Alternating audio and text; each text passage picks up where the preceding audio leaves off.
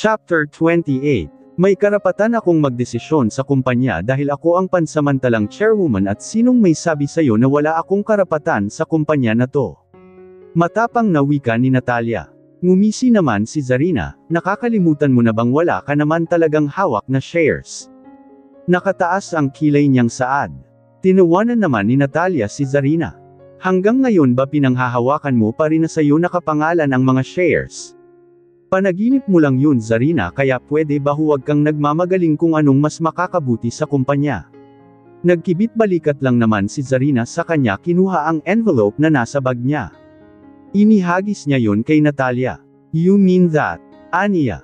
Kinuha ni Natalia ang envelope at tiningnan ang laman nito. Napalunok na lang siya at hindi na nakapagsalita. Hindi niya maiwasang hindi isipin kung kailan pa nahanap ni Zarina ang dokumento na matagal niya nang hinahanap. Natahimik si Natalia kaya kinuha ni Natalie ang inihagis ni Zarina. Binasa niya rin ang nilalaman ng papeles. Kailan mo pa hawak to? Kaya ba malakas na ang loob mong maghari-hari dito sa kumpanya? Nginisya ni Zarina si Natalie na nagngingit-ngit sa galit. Yan ba ang panaginip lang? Kapag sinabi ko totoo yun, sino kaya sa ating lahat ang nananaginip lang? Anas ni Zarina. Nakagat ni Natalia ang mga ngipin niya. Gusto niyang punatan ang mga papeles pero kaharap nila ang mga board of directors. Sa'yo ibinigay ni Arian ang mga shares niya bago siya mawala. Kuryoso na ring tanong ng isang board of directors. Yes, so from now on ako na ang mamamahala sa kumpanya na to. Be kind to me, tita, kung ayaw mong paalisin kita dito sa kumpanya ko. Remember, wala ka namang hawak na shares. Pang-aasar pa niya. Lalong hindi na nakapagsalita si Natalia at Natalie. Nang wala na silang sinabi ay pinagpatuloy ni Zarina ang pagpapaliwanag niya sa harap. Mahigpit naman na ang hawak ni Natalia sa skirt niya habang masamang nakatingin kay Zarina. Hindi niya akalain na nahanap na ni Zarina ang dokumento na ilang taon niya na ring hinahanap. Siniguro niya naman noon na hindi makakapasok si Zarina sa kwarto ni Arian. Naghanap na rin siya ng naghanap sa mga gamit ni Arian pero hindi niya nakita ang dokumentong hinahanap niya. Nang matapos ang meeting ay umalis na rin silang lahat kaagad sa conference room. Sinundan naman ni Natalia kaagad si Mateo sa office nito. Sabihin mo nga, may alam ka ba sa dokumento na hawak ni Zarina? Yun ba ang dahilan kung bakit mas pinipili mo ang anak mo ngayon? Galit na namang wika ni Natalia. Napahilot na lang si Mateo sa sentido niya. Mukhang hindi na naman siya patatahimikin ni Natalia nang dahil lang sa nalaman nito. Katulad mo nagulat lang din ako sa nalaman ko. Hindi ko alam kung kailan pa niya hawak ang dokumento na yun at kung tatanungin mo ako kung saan niya nahanap hindi ko rin alam. Kaya ba mas lumalapit ka na sa anak mo ngayon? Kaya ba kinukuha mo na naman ang loob niya dahil alam mong mas malaki na ang laban niya sa kumpanya na to? Tandang padamdam panipik, nang gagalaiti niyang sigaw. Malaki na rin ang sakripisyo ko para lang mapalago pa lalo ang kumpanya na to, Mateo. Hindi ako makapapayag na makukuha lang lahat ni Zarina ang pamamahala sa kumpanya. Dagdag pa ni Natalia. Blankong tiningnan ni Mateo si Natalia na tila bulkan ng sesabog sa galit. Sa tingin mo ba may magagawa rin ako? Kapag inalis ako ni Zarina sa kumpanya, sa tingin mo may laban ako? Wala tayong magagawa kundi ang sundin lahat ng gusto niya kung ayaw nating ma-kick out tayo sa kumpanya na to. No, wala ka man lang bang gagawin? Ikaw at ang asawa mo ang nagtayo sa kumpanyang to kaya paanong may mas karapatan ang anak mo kesa sayo? Mariing ipinikit ni Mateo ang mga mata niya para pakalmayan ang sarili niya. Kailangan niyang tiisin na huwag sigawan si Natalia. Hindi pwedeng maghinala si Natalia sa mga ikinilos niya dahil kailangan muna niyang malaman ang totoo. Kung totoo mang may kinalaman si Natalia sa pagkamatay ng asawa niya sisiguraduhin niyang magbabayad ito sa ginawa niya. Nang mag-college si Zarina may sarili na siyang shares ng kumpanya at bago mamatay si Arian nagawa niyang ilipat kay Zarina ang mga shares na hawak niya kaya kapag pinagsama ni Zarina ang shares na hawak niya noon pa at ang shares ng kanyang ina mas malaki na ang shares niya kesa sa akin. Kung ayaw mong mawala sa kumpanya then do your best dahil ganun din ang gagawin ko. Hindi mo na ako maaasahan, mas malaki na ang kapangyarihang hawak ni Zarina kesa sa akin. Pagpapaliwanag niya, inis na napapadyak sa sahig si Natalia. Kailangan niya na talagang gumawa ng paraan para mawala sa landas niya si Zarina.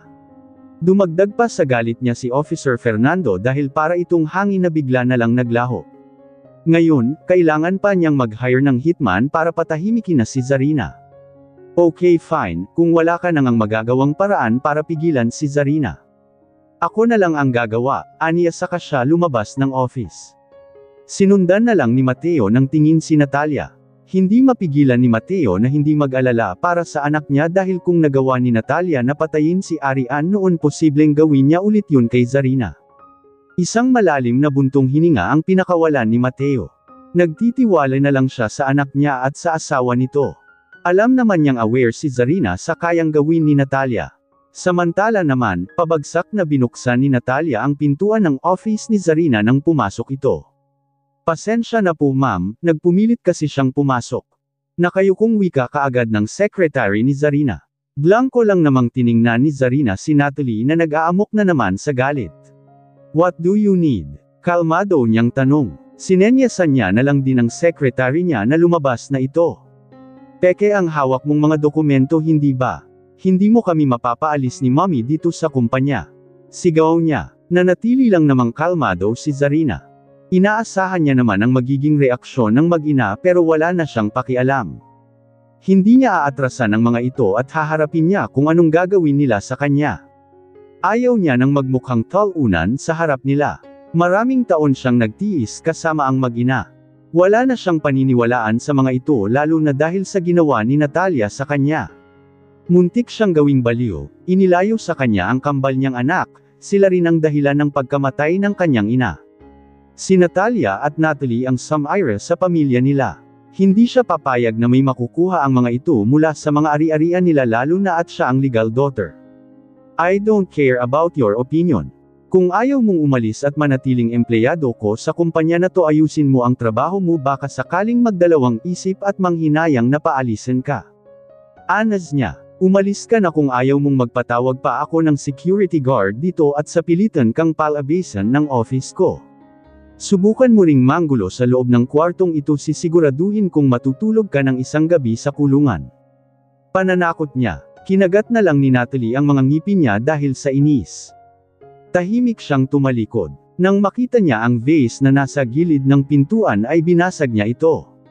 Napapailing na lang si Zarina pero napangisi rin dahil kaunti na lang mawawala na rin sa buhay niya ang mag-inang sumire ng buhay niya. Habang busy si Natalie sa paghahanda niya sa kasal nila ni Owen ay sinamantala naman ni Zarina na pumasok sa kwarto nito. Pinakuhanap niya ang duplicate na susi ng kwarto lalo na at mansion naman ng mga Fuentes ang tinutuluyan nila.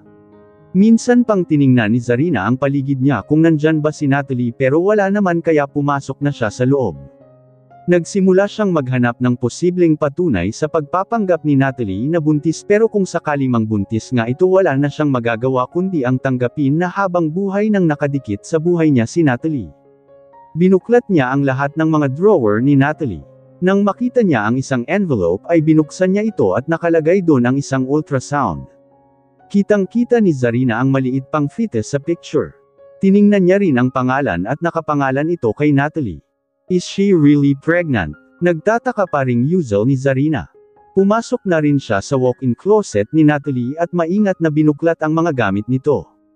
Alam niyang may itinatago si Natalie at kung totoo man ang hinala niya hindi niya naman kayang tiisin na may tali si Owen sa kapatid niyang desperada na.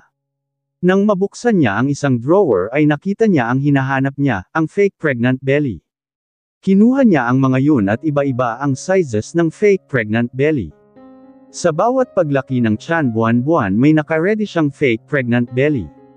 If she's not really pregnant kaninong ultrasound ang hawak niya? If she's pregnant bakit kailangan niya ng fake pregnant belly? Naguguluhan na usual ni Zarina. Nang may marinig siyang ingay ay mabilis siyang nagtago sa loob ng closet at nagtago sa mga damit. Papalapit naman ang naririnig niyang boses ni Natalie. Sinabi ko naman sa inyo na bilasan niyo ang kilos diba? Gusto niyo bang mawala ng mga trabaho kapag sinabi ko kay chairman ang mga ginagawa niyo? Sa susunod na linggo na ang kasal namin ni Owen kaya siguraduhin niyong matatapos niyo lahat ng mga pinapagawa ko sa inyo. Galit na namang sigaw ni Natalie sa mga wedding organizer at planner niya. Pagkatapos noon ay hindi na narinig ni Zarina ang boses ni Natalie. Nang buksan ni Natalie ang closet kung saan nagtatago si Zarina ay nanlaki na lang ang mga mata ni Zarina. Tinakpan niya ang bibig niya para hindi gumawa ng ingay at pati ang paghinga niya ay pinipigilan niya. Narinig niya ang pagring ng cellphone ni Natalie. Nang makuha naman ni Natalie ang isang dress ay isinarado niya na rin kaagad ang closet. What? Masungit niyang sagot sa tumawag sa kanya.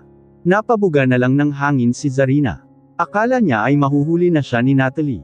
Mom, alam niyo naman kung gaano ako kabisi ngayon, ipapasingit niyo pa sa akin na bantayan ang bawat kilos ni Zarina.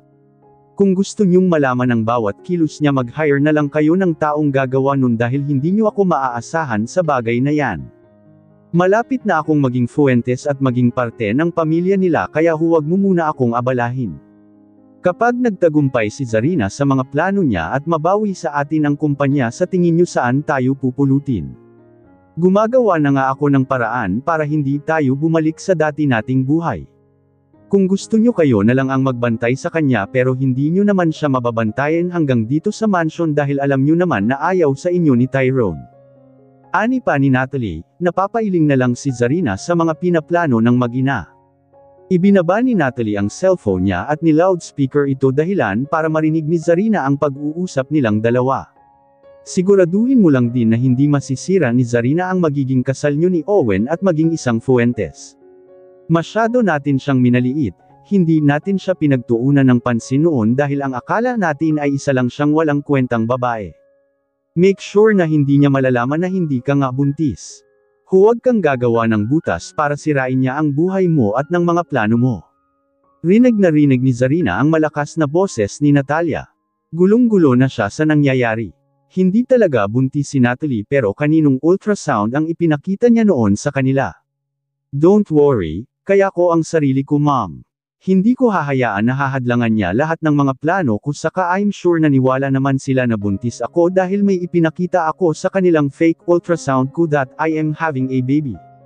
Kung nabuntis lang sana talaga ako noong may mangyari sa amin ni Owen, hindi ko sana ito problema ngayon. Bakas ang inis sa tinig ni Natalie.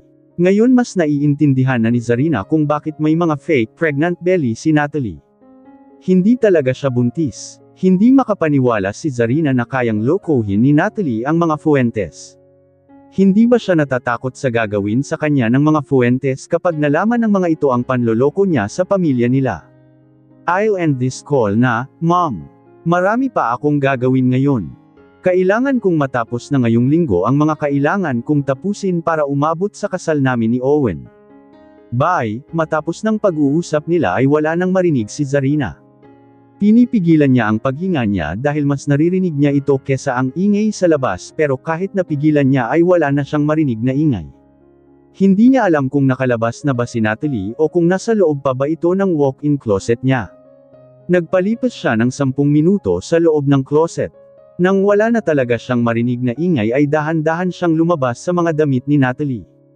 Tiningnan na muna niya ang paligid niya kung nasa loob pa ba si Natalie, pero nang wala naman siyang makita ay lumabas na siya sa pinagtataguan niya. Nagmadali na rin siyang lumabas ng kwarto ni Natalie dahil baka bumalik pa ito. Nakahinga na lang siya ng maluwag nang hindi siya nahuli ni Natalie. Next week na ang kasal nila ni Owen, I need to do something. Usual niya sa sarili niya. Nang maalala niya ang sinabi ni Hailey sa kanya ay tinawagan niya kaagad ang kaibigan niya, pero nakailang tawag na siya rito hindi ito sumasagot. Posibleng busy pa ang kaibigan niya, lalo na at siya na ang namamahala sa negosyo ng pamilya nila. Nag-iwan na lang siya ng message na tawagan siya nito kaagad kapag wala nang ginagawa. Owen, tila gulat pang tawag ni Zarina kay Owen nang dumaan ito sa harap niya. What? Tila masungit na sagot ni Owen. Hindi alam ni Zarina kung guni-guni niya lang ba yun, lalo na at hindi naman pangit ang pakikitungo ni Owen sa kanya. May nangyari ba talaga sa inyo ni Natalie? Kuryoso niyang tanong. Alam niyang out of the line na ang tanong niya, pero gusto niyang tulungan si Owen na matakasan ang kasal. Tumaas ang isang kilay ni Owen dahil sa tanong ni Zarina. Anong klaseng tanong ba yan, Zarina? Sa tingin mo ba nandito ang kapatid mo kung wala? Yun naman ang ginagawa niyang panakot sa akin eh. Hindi ko talaga maintindihan kung bakit kailangan niyong ipagsiksikan ang mga sarili niyo sa mga lalaki eh. Bakas ang inis sa tinig ni Owen. Siguradong galit si Owen base pa lang sa tono niya at mga salitang lumalabas sa bibig niya. Are you mad at me too? Kunot noong tanong ni Zarina. Si Natalie sana ang asawa ni Tyrone ngayon pero dahil sumingit ka, ako ang pinagdidiskitahan ng kapatid mo. Magkaiba nga kayo ng ina pero pareho lang ang ugali niyong tila hayok sa lalaki. Walang prenong saad ni Owen. Malakas na sinampal ni Zarina si Owen.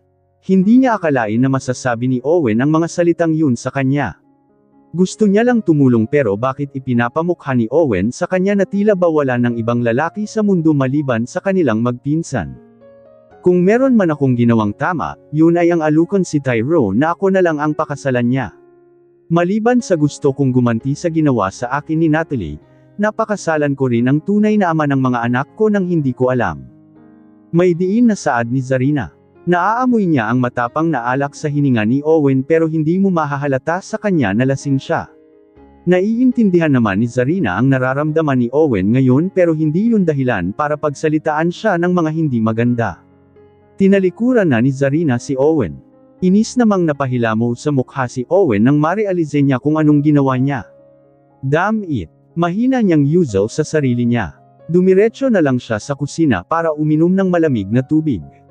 Mahigpit niyang hawak-hawak ang baso pero dahil sa inis na nararamdaman niya ibinato niya yun sa pader dahilan para mabasag. Owen, what is your problem? Galit na sigaw sa kanya ni Chairman na papasok din ng kusina. Blanko lang namang tiningnan ni Owen ang lolo niya sa kanya ito nilampasan. Sinundan naman siya ni Chairman. Ano bang problema mong bata ka, ha? Ang aga-aga ay ang init na kaagad ng ulo mo. Nakainom ka ba? Ano bang pakialam nyo? Walang galang niyang sagot na ikinagulat ni Chairman. Mabuti nga po si Owen kay Chairman, mas matino ito noon kumpara kay Tyrone pero tila ba biglang nawala ang respeto ni Owen sa kanya. Nasa loob ka ng pamamahay ko at hindi mo pwedeng gawin kung anong gusto mo. Hindi lang ikaw ang tao dito para magwala ka. Paano kung makita ka ng mga pamangkin mo, alam mo naman na takot ang mga yun. Ano bang nangyayari sa'yo? Hilaw na natawa si Owen sa kanya hinarap si Chairman. Kailangan pa ba talagang tanungin yan, Chairman? Alam ko naman na alam niyo kung anong problema ko ngayon. You are forcing me to marry that woman. Sino ba ang gumawa ng problemang ito? Ako ba ang bumuntes sa kanya? Ako ba ang nagpakasarap sa kama? Kung hindi ka gumawa ng problema hindi ito mangyayari. If you want to have it and be careful pero hindi ka nag-ingat. Ipinutok mo pa talaga sa loob kaya nabuntis tapos ako pa ang sisisihin mo for your mistakes. Inis na ginulo ni Owen ang buhok niya.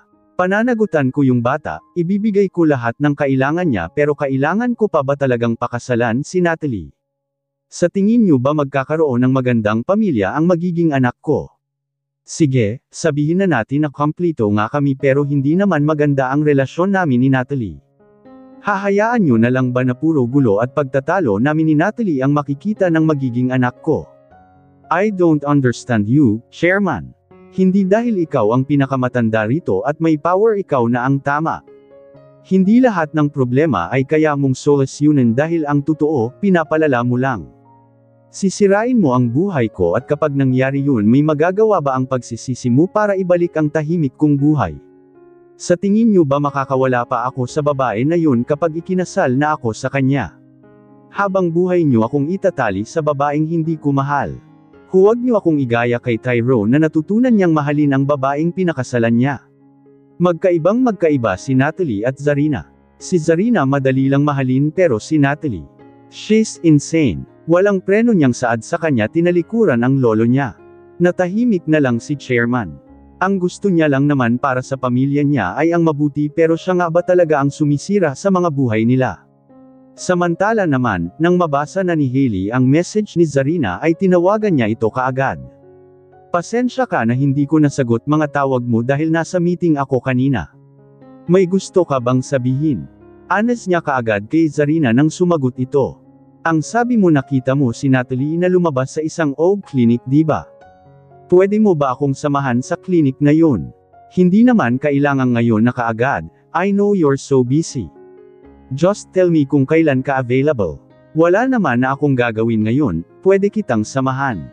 Sagot ni Hailey. Matapos ng pag-uusap nila ay naggayak na kaagad si Zarina para makipagkita sa kaibigan niya. Naalala niya namang posibleng pinapasundan na siya ni Natalia kaya kailangan niyang mag-ingat sa bawat kilos niya. Nang nasa biyahe na siya ay palagi siyang tumitingin sa side mirror niya para malaman kung may nakabuntot bang sasakyan sa kanya. Nag-hire ng tao si Mateo para bantayan ang bawat kilos ni Doc Santos. Gusto niyang malaman kung may ugnayan ba sila ni Natalia, kung may kinalaman din ba ito sa mga gamot na ipinapainom ni Natalia sa kanya. Gusto niya na rin ibigay ang payapa at tahimik na buhay kay Zarina lalo na at may sarili na itong pamilya pero paano niya yun magagawa kung hanggang ngayon ay nakasunod pa rin ang mag-ina niya kay Zarina. Hinilot ni Mateo ang sentido niya. Nang biglang bumukas ang pintuan ng office niya ay tiningnan niya kung sino ang pumasok. Iniwas niya rin naman kaagad ang paningin niya nang makita niyang si Natalia. Next week na ang kasal ng anak natin, wala ka pa rin bang gagawin? Hindi mo man lang siya tinutulungan para hindi siya mapagod. Alam mo namang buntis siya, paano kung may mangyari sa baby niya? Masyado kang unfair, Mateo. Noong si Zarina ang ikinasal palihim mo siyang tinutulungan pero kay Natalie wala ka man lang ginagawa para sa kanya. Baka naman hanggang ngayon wala ka pang nabibiling regalo para sa kanilang dalawa ni Owen. Nakakahiya naman sa mga magulang ni Owen kung wala ka man lang dala sa kasal nila. Ingit na naman ni Natalia. Napapadalas ang init ng ulo ni Natalia dahil hanggang ngayon ay iniisip pa rin niya ang dokumento na hawak ni Zarina.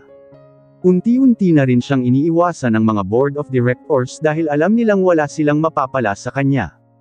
Hindi mo ako kailangang utusan for that. Alam ko ang ginagawa ko. Tanging sagot ni Mateo nang hindi tinitingnan si Natalia. Nang mapansin naman ni Natalia na hindi pa naiinom ni Mateo ang gamot na ibinigay niya rito kanina ay kinuha niya yun at iniabot kay Mateo. Kanina ko pa pinapainom sa'yo ang gamot na yan hanggang ngayon hindi mo pa rin naiinom. Nanguha ng tubig si Natalia. Kailangan niya nang siguraduhin ngayon na naiinom nga ni Mateo ang mga gamot na ibinibigay niya. Inumin mo yung gamot from now on, babantayan na kita ulit sa mga gamot mo. Kailangan mong mainom ang mga yan sa tamang oras. Anas niya. Kinuha naman ni Mateo ang gamot at dir-diretso iyong ininom. Napapataas na lang ang kilay ni Natalia. Kung naiinom naman ni Mateo ang mga gamot na ibinibigay niya bakit lalong gumaganda ang kondisyon ng katawan nito. Lingid naman sa kaalaman ni Natalia lahat ng mga gamot na nasa bote ay pinalitan ni Mateo para kahit nabantayan siya ni Natalia na uminom ng gamot hindi ito magdududa. Nang makita ni Owen si Zarina na nasa pool area at mag-isa ay nilapitan niya ito. Walang epekto ng alak ang katawan niya ngayon. Hindi pa rin siya nakakahingi ng sorry kay Zarina sa mga nasabi niya rito. Dahan-dahan siyang lumapit kay Zarina saka siya naupo sa katapat na upuan ni Zarina. Tiningnan ni Zarina si Owen pero hindi siya nagsalita. Pasensya ka na sa mga nasabi ko sa iyo noong mga nakaraang araw. Nakainom lang ako kaya nasabi ko yun. I'm really sorry. Hindyang paumanhin niya. Nanatili namang nasa kawalan ng paningin ni Zarina. Hindi dahilan na lasing ka lang para sabihin mo ang mga salitang yun. Naiintindihan ko naman na marami kang iniisip pero ang hindi ko maintindihan kung bakit kailangang madamay ako sa init ng ulo mo. Blankong wika ni Zarina. Napabuntong hininga na lang si Owen. Pinagsisisihan niya naman ang mga nasabi niya. Nadala lang siya ng emosyon niya. I'm sorry. Naiisip ko lang kasi na, paano kung natuloy ang kasal ni Tyrone at Natalie? I'm sure hindi ako ang matatali sa kapatid mo. But I realized na mabuti na ring ikaw ang pinili ni Tyrone na pakasalan dahil sinong mag-aakala na siya pala ang ama ng mga anak mo. Tadhana na rin ang gumawa ng paraan para makilala at mahanap mo ang ama ng mga anak mo. I'm really sorry for what happened last day. Iniisip ko kasi kung paano ko ba tatakasan ang kasal na yan. Magiging runaway groom na lang na ako. Pero kapag ginawa ko naman yun ipapahiya ko ang pamilya ko. Hindi ko alam kung paano ko ba matatakasan ang kasal na yan at kung hindi man wala na siguro akong magagawa kundi ang tanggapin lahat. Iniisip ko na lang na baka magiging madali na lang sa akin ang lahat kapag isinilang na ang anak ko. Mahilig ako sa bata pero sana mabilis ko ring matanggap ang anak ko. Mahaba niyang litanya. Tiningnan na ni Zarina si Owen. Bakas ang frustration sa mukha nito at mukha namang hindi niya nga sinasadyang masabi ang mga salitang yun. I'm sorry, I can't help you. Iyon na lang sinabi ni Zarina. Wala siyang magagawa para pigilan ang kasal nila dahil baka lalo lang lumaki ang gulo sa pamilya niya. Tipid na lang nang umiti si Owen. You don't need to help me pero kung tatakbuhan ko ba ang kapatid mo, hindi ka naman magagalit sa akin di ba?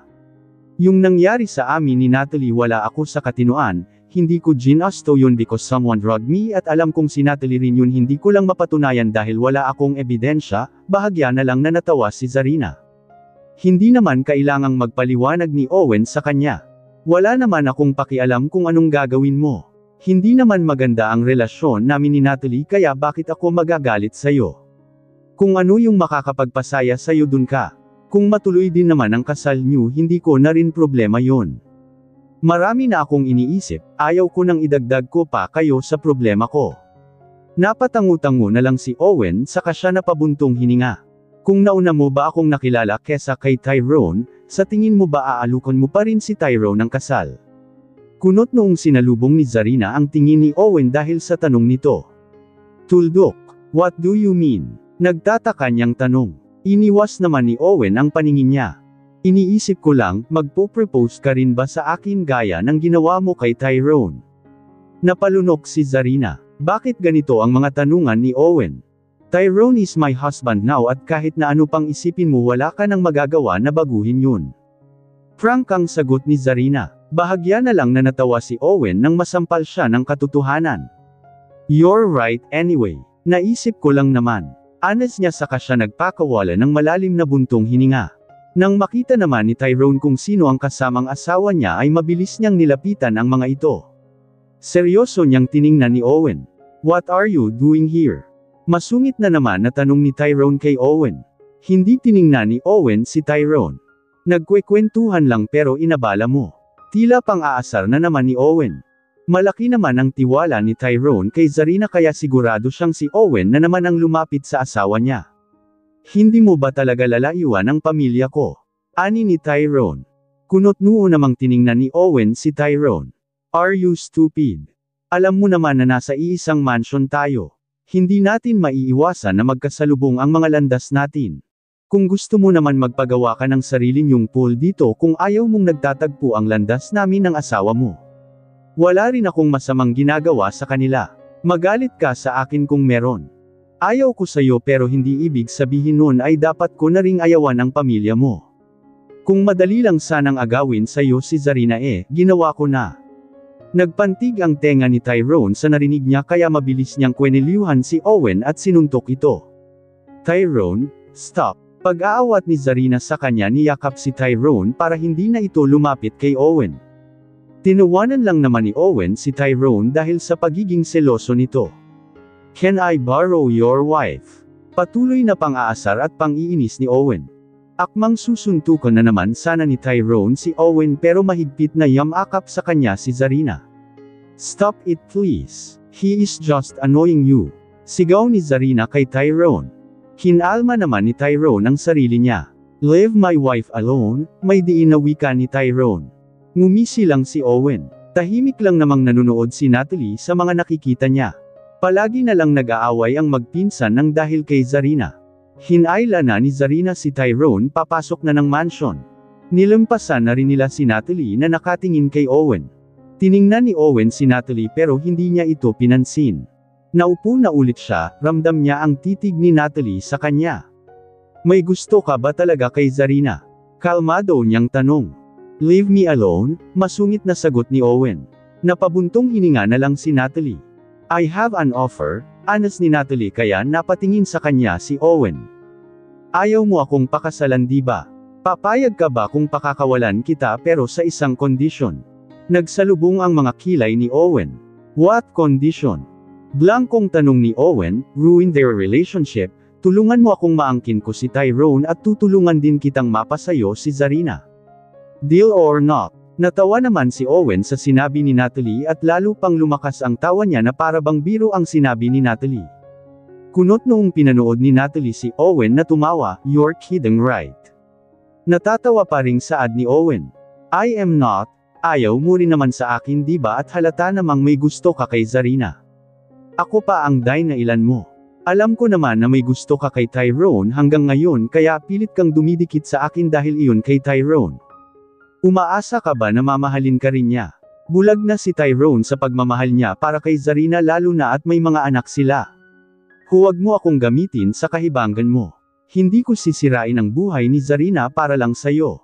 Isang beses mo pa akong kausapin na sirain ang pamilya nila baka hindi na kita matensya, masaktan kita. Kung kaya mong akitin si Tyrone gawin mo, subukan mo good luck na lang sa'yo.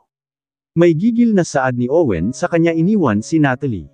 Napapairap na lang si Natalie saka siya napabuntong hininga. Napakaswerte talaga ni Zarina dahil iniingatan siya ng dalawang fuentes. Kung ayaw mo magtiis kang habang buhay kang matatali sa akin. Handa ka pa talagang isakripisyo ang sarili mong kasiyahan para lang kay Zarina. Usual pa niya. Samantala naman, nang makapasok ng kwarto si Zarina at Tyrone ay binitiwan na ni Zarina si Tyrone. Bakit ba ang init ng ulo mo? Alam naman nating nang iinis lang si Owen sa'yo pero pinatulan mo pa. Paano kung nakita ka ng mga bata? Panenermo ni Zarina. Umamon naman na ang mukha ni Tyrone. Para siyang nagiging maamong tupa sa tuwing si Zarina na ang kaharap niya. I'm sorry, mabilis lang uminit ang ulo ko kapag ikaw na ang usapan. Huwag ka nang magalit, nagsusumamong wika ni Tyrone. Napapasapu na lang si Zarina sa noo niya. Can you please control your anger? Hindi yung init ng ulo ang inuuna mo. I am trying, hindi ko lang nagustuhan yung mga sinabi niya. Hindi ka naman magpapaakit sa kanya hindi ba? Tila bata niyang wika. Napabuntong hininga na lang si Zarina tila ba kinokontrol ang sarili niya. Sa tingin mo ba talaga gagawin ko yun? Kahit nalokohin mo ako at iwan kami ng mga bata hindi ako maghahanap ng lalaki. I can't live without a man, napangiti na lang si Tyrone sa kanya niyakap si Zarina. I love you, malambing niyang wika. Nagiging isip bata minsan si Tyrone sa harap ni Zarina kaya minsan hindi alam ni Zarina kung nanay ba ang tingin ni Tyrone sa kanya o asawa nito. Don't do that in front of our kids dahil hindi ka talaga namin uuwian. Pananakot ni Zarina. Tumango naman si Tyrone. I won't do that, I promise. Ayaw kong makita ng mga anak kong war freak ang daddy nila. Sagot niya. Hinawakan ni Tyrone ang magkabilang pisngi ni Zarina sa kanya ito hinalikan. Sumagot naman si Zarina sa mga halik niya hanggang sa mauwi sa pagpapahiga ni Tyrone kay Zarina sa kama. Nang matapos sila ay hinalikan ni Tyrone sa noo si Zarina. Kung sa bawat galit at tampo ko ay ito ang kabayaran para kumalma ako dapat palam. Hindi na natuloy ni Tyrone ang sasabihin niya nang takpan ni Zarina ng unan ang bibig niya. Pwede bang tumigil ka? Sa tingin mo palagi kang pagbibigyan. Baka basagin ko na mukha mo next time. Napanguso na lang si Tyrone na tila bata. Pinauna niya si Zarina sa braso niya sa kanya ito niyakap. Nang maramdaman ni Zarina ang matigas na namang Dragon Balls ni Tyrone sa hita niya ay hinampas niya ito.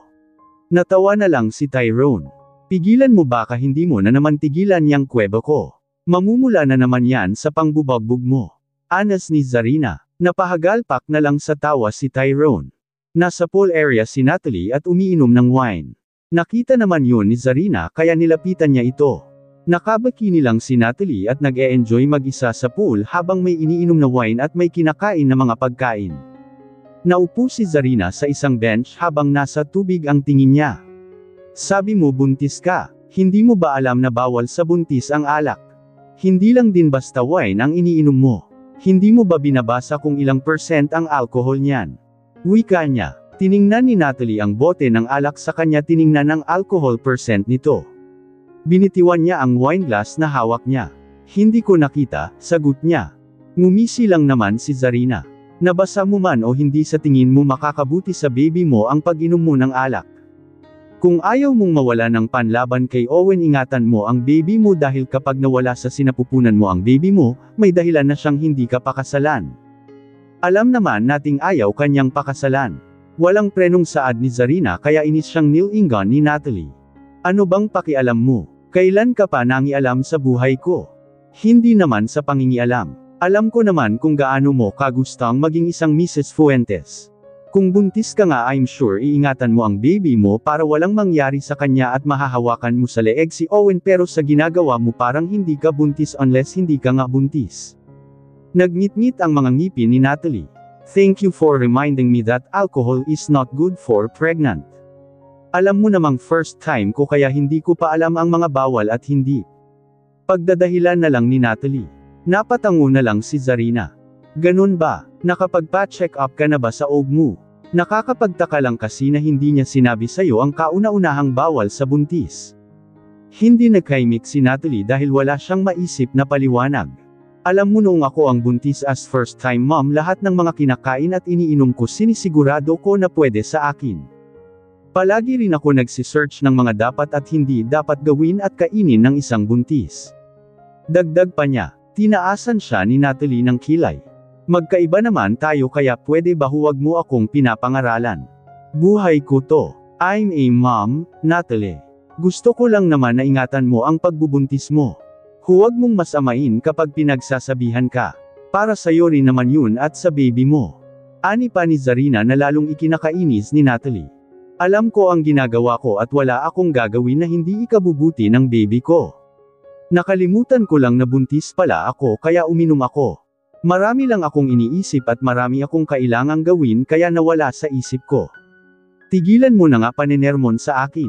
Wala kang pakialam sa mga gusto kong gawin. Leave me alone, pagtataray ni Natalie. Bahagya na lang nang umiti si Zarina saka siyang umisi. Malapit na nga pala ang kasal nyo. I have a surprise for you. Hindi maganda ang relasyon natin pero kahit sa loob man lang ng isang araw maging maayos tayo. Wala akong tatanggapin na regalo mula sa'yo. Salamat na lang pero hindi kita mapagkakatiwalaan. Napakibit-balikat na lang si Zarina. Hindi niya naman ito pipilitin kung ayaw niya. Lumipas pa ang mga araw, dumating na ang araw ng kasal ni Natalie at Owen.